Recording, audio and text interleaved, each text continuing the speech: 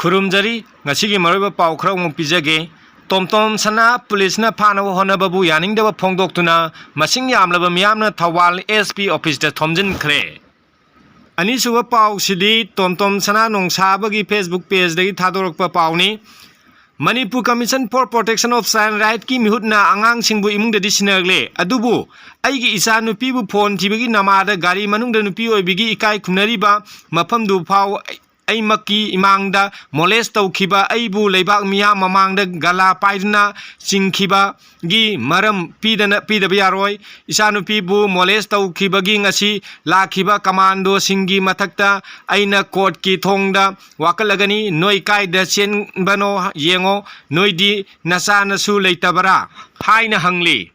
ahum suba pauda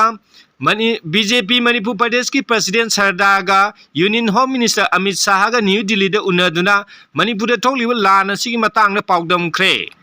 mathangi pauda Aadhaar voter ID card sarga Manipur da mitop puchalaba geng kangbu ama phare hairi aroiba pauda maitai ga tokhaina leiminaba haibasina amatta ngairaba solution oigani haina